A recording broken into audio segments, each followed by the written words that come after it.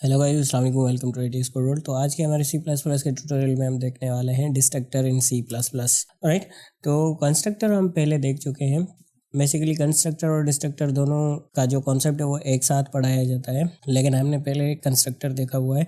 तो आज की वीडियो में हम डिस्ट्रक्टर देख लेते हैं, लेकिन कंस्ट्रक्टर को थोड़ा बहुत रिपीट कर लेते हैं। तो कंस्ट्रक्टर बेसिकली क्या होता है कि जब भी हम क्लास कोई बनाते हैं तो कंस्ट्रक्टर एक स्पेशल तरह का मेथड होता है जो कि सेम क्लास के नाम से बनाते हैं। तो ये एक तरह से मेथड होता है। राइट, तो अगर हम किसी क्लास का कंस्ट्रक्टर नहीं बनाते तो वो ऑटोमेटिकली इन्वोक हो जाता है, ऑटोमेटिकली कॉल हो जाता है। राइट, तो हमारे इस एग्जांपल में हमने कंप्यूटर क्लास एक लिया है और उसके अंदर ये 3 एट्रीब्यूट्स मैंने यहाँ पे रखे हुए हैं, रैम, रोम एंड कलर। और उसके बाद इसी क्लास का हमने कंस्ट्रक्टर यहाँ पे बनाया है। तो कंस्ट्रक्टर बेसिकली यहाँ पे मैंने इनमें सिर्फ 3-4 सी आउट की स्टेटमेंट्स लिखी है। सबसे पहले यहाँ पे कंस्ट्रक्टर एग्जीक्यूटेड, और उसके बाद जो रैम, रोम और कलर है, GN की जो हमारे एट्रीब्यूट्स हैं उनको मैं यहाँ पे रेड कर रहा हूँ सी आउट की स्टेटमेंट के थ्रू। राइट, और ये तो हमारा हो गया कंस्ट्रक्टर। और जब भी हम कंस्ट्रक्टर बनाते हैं तो वो बेसिकली हमारे मेमोरी के अंदर उसकी लोकेशन एलोकेट हो जाती है, मेमोरी उसको एलोकेट हो जाती है। राइट, तो जब भी हमें कंस्ट्रक्टर की ज़रूरत नहीं होती तो वो डिस्ट्रॉय नहीं होता है। राइट, और वो हमारी मेमोरी के अंदर अपना स्पेस एक्यूपाई किया हुआ होता है। राइट, तो डिस्ट्रक्टर बेसिकली हम बनाते हैं हमारे कंस्ट्रक्टर को डिस्ट्रॉय करने के लिए। यानी कि सपोज़ यहाँ पे हमने एक कंस्ट्रक्टर बनाया और कंस्ट्रक्टर की ज़रूरत, जब हमें उसकी ज़रूरत थी तो हमने उससे आउटपुट ली जो भी उससे हमें चाहिए था, और उसके बाद हम उसी कंस्ट्रक्टर को डिस्ट्रॉय करने के लिए डिस्ट्रक्टर बनाते हैं। तो डिस्ट्रक्टर भी बेसिकली एक स्पेशल तरह का मेथड होता है जो हमारा कंस्ट्रक्टर क्रिएट हुआ होता है उसको डिस्ट्रॉय करने के लिए हम बनाते हैं। राइट, तो डिस्ट्रक्टर जैसे ही बनता है तो वो हमारे कंस्ट्रक्टर के अंदर जितनी भी चीज़ें हैं उसको डिस्ट्रॉय कर देता है, और जो कंस्ट्रक्टर मेमोरी ऑक्यूपाई किया हुआ होता है तो उसको मेमोरी को रिलीज़ कर देता है। राइट, यहाँ पे मैंने हमारे कंप्यूटर क्लास का एक कंस्ट्रक्टर बनाया है यहाँ पे, और उसके बाद यहाँ पे हमने डिस्ट्रक्टर भी बनाया है। तो डिस्ट्रक्टर को बनाने के लिए भी वही सेम तरीका है, यानी कि कंस्ट्रक्टर बनाने वाला जो कि हम क्लास का नाम कंस्ट्रक्टर बनाने के लिए भी यूज़ करते हैं और डिस्ट्रक्टर बनाने के लिए भी। लेकिन डिस्ट्रक्टर बनाने के लिए हम ये जो सिंबल है, जो हमारे कीबोर्ड में नंपैड जो होता है, हॉरिजॉन्टल जो नंपैड होता है, उससे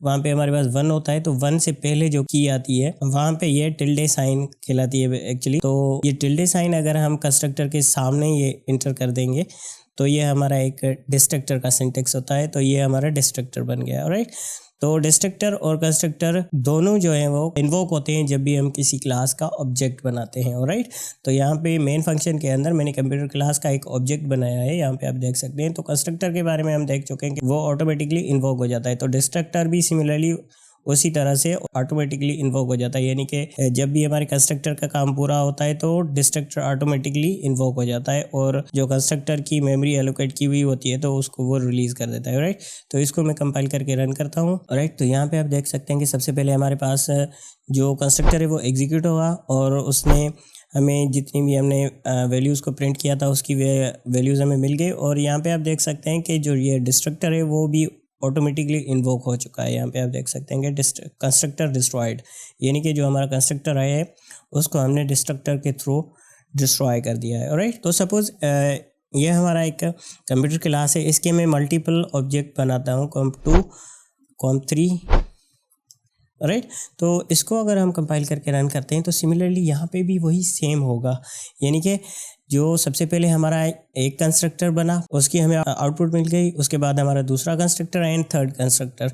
तो इन तीनों कंस्ट्रक्टर्स की हमें आउटपुट यहाँ पे मिल चुकी है, और जैसे ही हमारे कंस्ट्रक्टर्स का काम पूरा होता है तो डिस्ट्रक्टर ऑटोमेटिकली इन्वोक हो जाता है, और ये तीनों जो डिस्ट्रक्टर हैं ये भी इन्वोक हो चुके हैं। और हमें यहाँ पे उसकी जो आउटपुट है, यानी कि कंफर्मेशन है प्रिंट वाली, प्रिंट स्टेटमेंट में हमने कंफर्मेशन के लिए एक print statement C out statement लिखी है, वो हमें यहाँ पे दिखाई दे रही है कि आपने जितने भी कंस्ट्रक्टर बनाए थे वो डिस्ट्रॉय हो चुके हैं। राइट, तो कंस्ट्रक्टर एंड डिस्ट्रक्टर बस इतना ही होता है, यानी कि एक स्पेशल तरह के मेथड होते हैं जो कि ऑटोमेटिकली कॉल हो जाते हैं। अब सपोज़ यहाँ पे ये हमने यहाँ पे कंस्ट्रक्टर बनाया है, तो इसको मैं बनाता नहीं हूँ, इसको मैं कमेंट आउट कर देता हूँ हमारे इस कंस्ट्रक्टर को, और सिंपली यहाँ पे भी हम सिर्फ एक ऑब्जेक्ट रखते हैं, और यहाँ पे नीचे हम सपोज comp1, और comp1 के अंदर जो हमारा कलर एट्रीब्यूट है उसको मैं प्रिंट करता हूँ सी आउट के अंदर। राइट, तो इसको सी आउट के अंदर हम लिखते हैं और अब इसको कंपाइल करके अगर हम रन करेंगे तो यहाँ पे भी हमें वही सेम आउटपुट मिलेगी, यानी कि हमें जो कलर है यहाँ पे आप देख सकते हैं कि ब्लू कलर हमें यहाँ पे दिखाई दे रहा है और उसके बाद ये कंस्ट्रक्टर